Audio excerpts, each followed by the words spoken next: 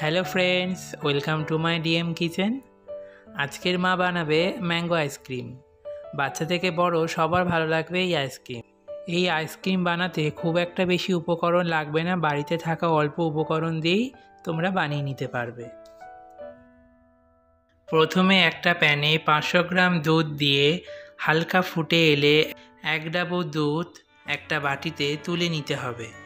তারপর ওই বাটিতে তুলে নেওয়া দুধের মধ্যে 1 চামচ কর্নফ্লাওয়ার দিয়ে ভালো করে গুলিয়ে নিতে হবে। তারপর প্যানে থাকা দুধের মধ্যে পছন্দ মতো চিনি দিয়ে গলে এলে কর্নফ্লাওয়ার মেশানো দুধটা তার মধ্যে দিয়ে ভালো করে মিশিয়ে নিতে হবে। অন্যদিকে একটা পাকা আম কেটে নিয়ে ছোট ছোট করে টুকরো করে মিক্সারের বাটিতে দিয়ে তার মধ্যে 1 ডাবু দুধ দিয়ে ভালো করে ঘুরিয়ে নিতে হবে।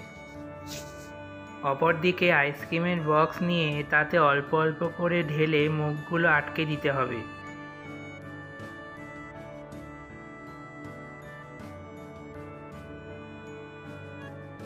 অন্যদিকে যাদের আইসক্রিমের বক্স নেই তারা একটা কাঁচের বাটি নিয়ে তার মধ্যে ঢেলে আটকে দিয়ে ডিপ ফ্রিজের মধ্যে রাখতে হবে 24 ঘন্টার মতো।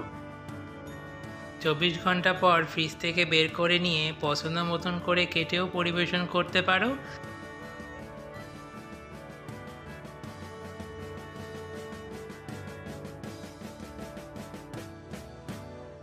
তা না হলে একটা করে কাটিও হাতে ধরিয়ে দিতে পারো। ভিডিওটি যদি ভালো লেগে থাকে প্লিজ চ্যানেলটি like, comment, share and subscribe করে পাশে থাকবেন। দেখা হচ্ছে খুব তাড়াতাড়ি নতুন একটা ভিডিওতে।